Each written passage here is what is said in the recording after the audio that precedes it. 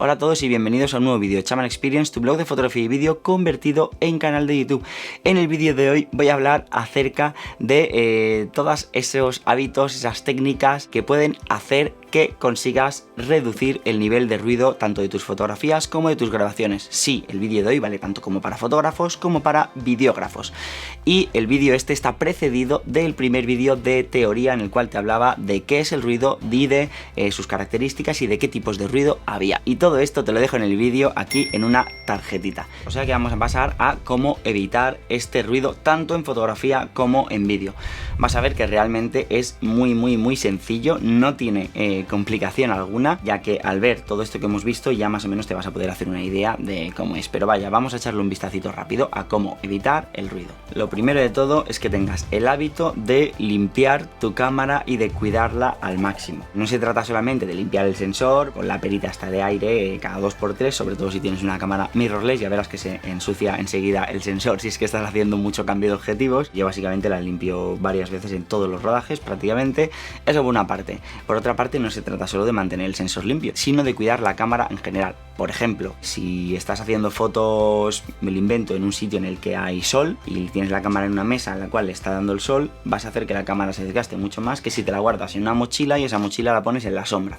Por ejemplo, si está lloviendo y vas a hacer fotos, no te digo que huyas de la lluvia, pero conforme puedas, esconde la cámara, límpiala, sécala cuando llegues al coche, cuando llegues a la casa donde estés, depende si estás haciendo un viaje, trabajando, lo que sea. Es muy importante que la cámara la cuides en líneas generales, te va a funcionar todo mejor, los botones no se te van a atascar, etcétera, etcétera, y el sensor, sobre todo por el tema del calor, ¿vale? En plan, de forma continuada, pues vas a hacer que se desgaste mucho menos el sensor, y eso va a hacer, por lo tanto, que rinda mucho mejor en cuanto a ruido. Otra cosa, evidentemente, y como te puedes imaginar, es exponer correctamente, ¿vale? Si tú realizas fotografías que están subexpuestas, pues evidentemente ahí va a haber ruido. La cámara necesita una cantidad de luz correcta en cada fotografía.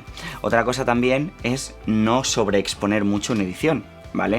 Es decir, no cojas y digas, pues ostras, tiré una foto sin haberme dado cuenta, 3 pasos o 4 o 5 o 6 pasos de luz menos de los que debería, y luego en Lightroom le he subido a +6 a exposición y tu foto va a parecer una paella total, es decir, va a estar llena de grano por todas partes. O sea que eso lo tienes que tener en cuenta, tienes que tener mucho cuidado con eso. Por supuestísimo, cuanto menor sea el ISO que estés usando, mucho mejor, ¿vale?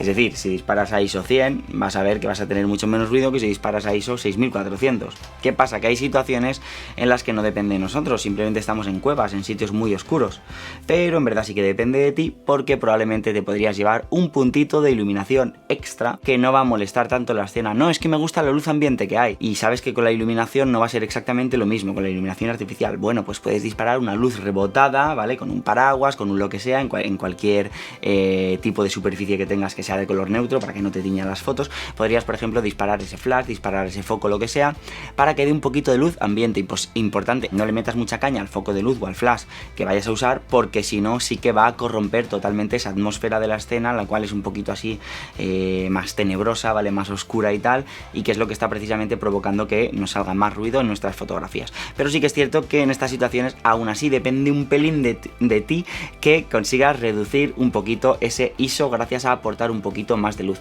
Y ya no se trata solamente del ISO que uses, sino de la iluminación total que haya. Si tú disparas una fotografía a plena luz del día a ISO 6400, fíjate que vas a tener mucho menos ruido que si disparas 6400 en, por ejemplo, un pub o una discoteca en el cual hay mucha menos luz. Aunque estén las dos igual de expuestas, ¿vale? Solamente por el hecho de que haya menos luz en ese pub vas a tener muchísimo más ruido que si lo dispararas a la luz del día, aunque tuvieras incluso que subir mucho la velocidad de obturación, cerrar diafragma, etcétera, etcétera.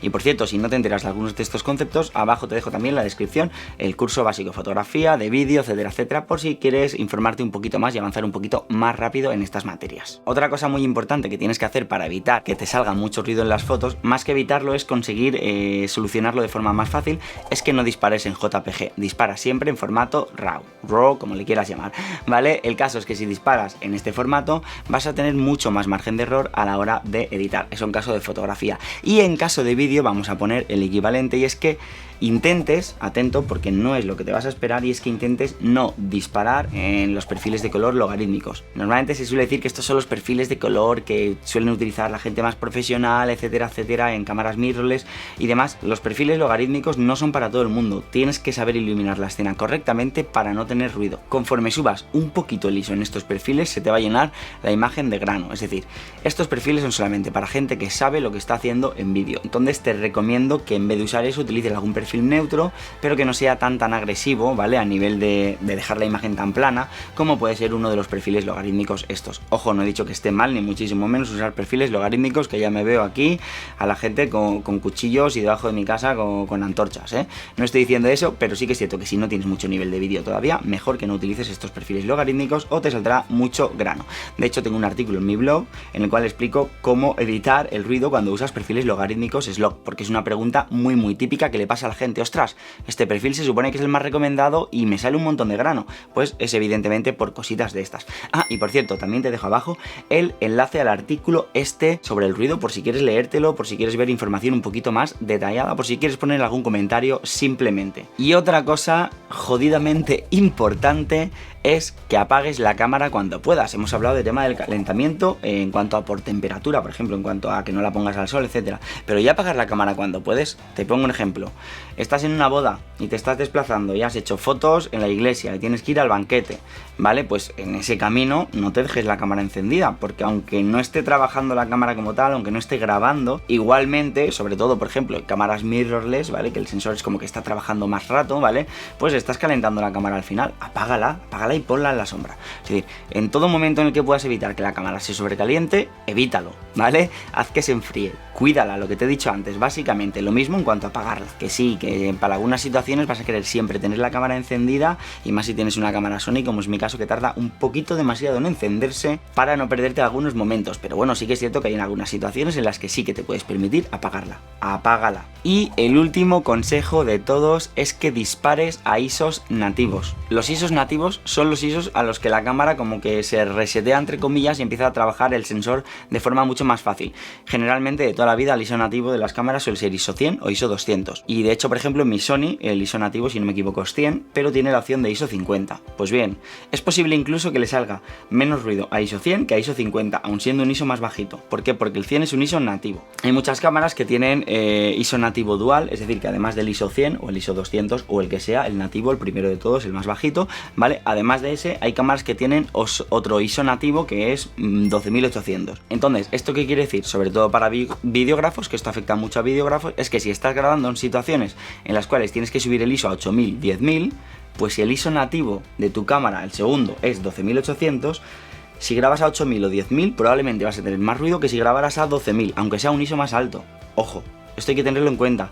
Sí, cada vez que va subiendo el ISO se va subiendo la cantidad de ruido producida en el sensor, ¿vale? Pero cuando llegas al ISO nativo es como que se resetea unos pasos menos, ¿vale? En cuanto a cantidad de ruido.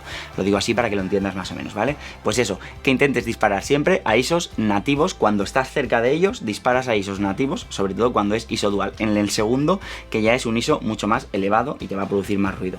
No tiene sentido tampoco que digas, ostras, en vez de disparar a ISO 400 voy a disparar a ISO 100, porque en una cámara con un sensor aceptable no vas a tener ruido en ninguna de las dos. Y dicho esto, voy a acabar este primer vídeo teórico sobre el ruido. El siguiente que voy a hacer va a ser en cuanto a cómo reducirlo con Final Cut Pro X, para todos los que editéis con Final Cut Pro X. Y el siguiente vídeo va a ser sobre cómo reducir el vídeo con un plugin profesional y que te deja una calidad de puta madre, que se llama Neat Video. Y ahora que estoy hablando de Neat Video, quiero deciros que en mi página web, en chamanexperience.com/ofertas, vais a encontrar una serie de ofertas, una serie de recursos que son exclusivos para vosotros, para la comunidad. He conseguido que me den cupones de descuento de, yo que sé, bibliotecas de música como Artlist, bibliotecas de vídeo como Artgrid, Videvo, algunas academias para aprender fotografía stock como puede ser Stockeros. He conseguido también descuentos para Luminar, para Filmora, etcétera, etcétera. Y si queréis que consiga más descuentos, solo tenéis que enviarme un mensaje: ostras, quiero este plugin, quiero este tal, a ver si conseguimos un descuento para la comunidad.